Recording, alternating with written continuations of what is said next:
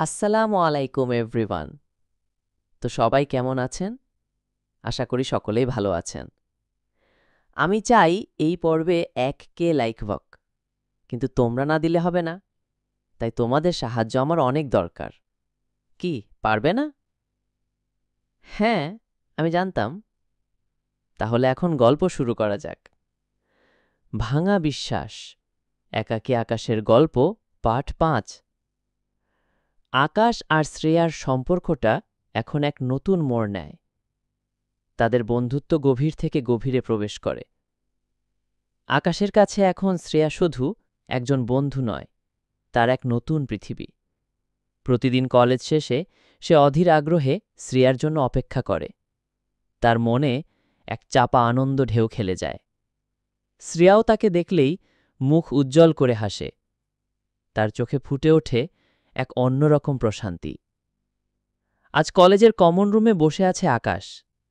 তার বন্ধু সাজিদ পাশে বসে পড়াশোনা করছে। হঠাৎ শ্রেয়া এসে তার সামনে দাঁড়ায়।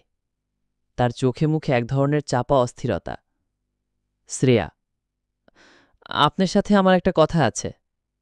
আকাশ কৌতূহলী হয়ে, হ্যাঁ বলুন। এখানে নয়, চলুন বাইরে কোথাও যাই। আকাশ অবাক হয়। শ্রেয়া তাকে এভাবে কখনো বলেনি। তারা দুজনে কলেজ গেটের বাইরে বের হয়ে একটি কফি শপের দিকে হেঁটে যায়। শান্ত পরিবেশে একটি টেবিল বেছে নেয়। শ্রেয়া চুপ করে আছে, তার চোখে একরাশ গভীর চিন্তা। আকাশ, কি হয়েছে? আপনি কি কোনো কারণে চিন্তিত? শ্রেয়া মাথা নিচু করে আস্তে আস্তে বলে, আমার ভাই আজ আমাকে জিজ্ঞেস করছিল কলেজের কোনো ছেলের সাথে আমি মিশি কিনা। আমি জানি না, কিন্তু আমার মনে হচ্ছে রাহাত আর শান হয়তো তাকেই কিছু বলেছে। আকাশের বুকের ভেতরটা ধক করে ওঠে। শ্রেয়ার ভাইয়া জনি, যার নামে পুরো শহরেই এক ধরনের প্রভাব আছে। তার সাথে ঝামেলা হলে আকাশের গ্রামে ফিরে যাওয়া ছাড়া আর কোনো উপায় থাকবে না। সে বুঝতে পারে পরিস্থিতি কতটা জটিল। আকাশ, আপনার ভাইয়া খুব রেগে গেছেন? না, তিনি রেগে যাননি, কিন্তু তার কথা বলার ধরনটা এমন যে আমি ভয় পাচ্ছি। তিনি বলেছেন কোনো ধরনের ঝামেলা যেন না জড়াই। আমি জানি তার কথা বলার উদ্দেশ্য অন্য কিছু। আকাশ এখন বুঝতে পারে শ্রেয়ার জীবনের চাপটা কতটা বেশি। সে শুধুমাত্র একজন মেয়ে নয়, সে তার পরিবারের সম্মান আর ক্ষমতার প্রতীক। আকাশ এই মুহূর্তে নিজের সরল জীবনের কথা চিন্তা করে। তার জীবন অনেক সহজ, সেখানে এই ধরনের কোনো চাপ নেই। সে ভাবে এই সম্পর্কের জন্য যদি তাকে অনেক কিছু ত্যাগ করতে হয়, সে কি পারবে? আকাশ, আপনি ভয় পাবেন না, আমি তো আপনার পাশে আছি। শ্রেয়া, জানি, কিন্তু আমার ভয়টা আপনার জন্য হচ্ছে। যদি ওরা আপনার কোনো ক্ষতি করে? তাদের এই গভীর আলোচনার মাঝেই তিশার ফোন বেজে ওঠে। তিশা আকাশকে বাইরে ডাকে। আকাশ বাইরে গিয়ে দেখে তিশা তাকে নিয়ে চিন্তিত হয়ে আছে। আকাশ, তুই কি জানিস না শ্রেয়াদের পরিবারটা কতটা প্রভাবশালী? ওর ভাইয়া জনি ভাই তো শহরে এক নামে পরিচিত। তুই ওদের সাথে মিশিস না। আকাশ, তিশা, আমি তো কোনো ভুল করছি না। শ্রেয়াবর বন্ধু, ওদের সাথে বন্ধুত্ব করা মানে নিজের বিপদকে ডেকে আনা। ওরা তোমার মতো সরল মনে ছেলেদের ব্যবহার করে ছুঁড়ে ফেলে দেবে। তিশার কথা শুনে আকাশের মনে একটু সন্দেহ আসে। সে ভাবে তিশা কি সত্যি তার ভালোর জন্য বলছে, নাকি তার মনে অন্য কোনো কষ্ট আছে। এদিকে শ্রেয়া কফি শপে বসে আকাশের জন্য অপেক্ষা করে। সে বুঝতে পারে তাদের সম্পর্কটা আর স্বাভাবিক থাকবে না। তাদের এই নতুন জীবনের স্বাধীনতা পেতে হলে অনেক কঠিন পথ পাড়ি দিতে হবে। এরই মধ্যে শানের বন্ধু অয়ন কফি শপে ঢোকে। সে শ্রেয়াকে একা দেখে তার কাছে এগিয়ে যায়। অয়ন, শ্রেয়া, তোমার সাথে একটু কথা আছে।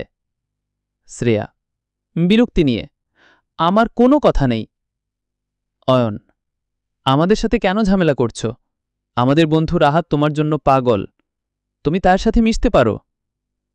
শ্রেয়া, রাহাতকে আমি দেখতে পারি না। অয়নের কথা শেষ না হতেই আকাশ ফিরে আসে। সে তাদের দেখে রাগে ফুঁসে ওঠে। অয়ন আকাশকে দেখে একটা তাচ্ছিল্যের হাসি দেয়। এই যে গ্রামের ছেলে, তোর এত সাহস যে আমাদের সামনে ঘোরাঘুরি করিস?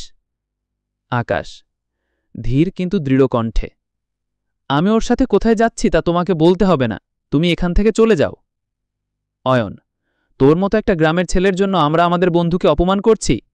তোর কোনো সম্মান নেই? আকাশ, আমার সম্মান নিয়ে তোমাকে চিন্তা করতে হবে না। শ্রেয়া এবার উঠে দাঁড়ায়, সে তাদের ঝগড়া থামাতে চায়।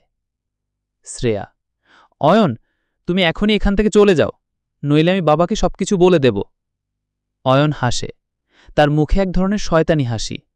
সে শ্রেয়াকে এক ধরনের হুমকি দেয়, তুমি যে এই গ্রামের ছেলের সাথে ঘুরছ সেটা তোমার ভাইয়াকে বলা হবে। এই বলে অয়ন দ্রুত কফি শপ থেকে বেরিয়ে যায়। শ্রেয়া ভয়ে কেঁপে ওঠে, আকাশের হাত শক্ত করে ধরে। শ্রেয়া, আকাশ, আমার খুব ভয় করছে, ওরা হয়তো আমার ভাইয়াকে কিছু বলে দিয়েছে। আকাশ তাকে শান্ত করে, কিন্তু সেও বুঝতে পারে পরিস্থিতি এখন তাদের নিয়ন্ত্রণের বাইরে চলে যাচ্ছে। তাদের এই ভালোবাসা এখন এক অদৃশ্য বিপদের মুখে পড়ছে। এই ভালোবাসাকে টিকিয়ে রাখতে হলে তাদের অনেক কঠিন পথ পাড়ি দিতে হবে। আর এখানেই শেষ হল আমাদের একাকী আকাশের গল্প পার্ট 5। তো এখন তোমাদের কি করতে হবে? হ্যাঁ, বেশি বেশি লাইক, কমেন্ট, শেয়ার আর চ্যানেলটা করতে ভুলো না কিন্তু। আচ্ছা, অনেক কথা হলো, এখন বাই। সবাই ভালো থাকবেন আর শরীরের যত্ন নিবেন। আসসালামু আলাইকুম।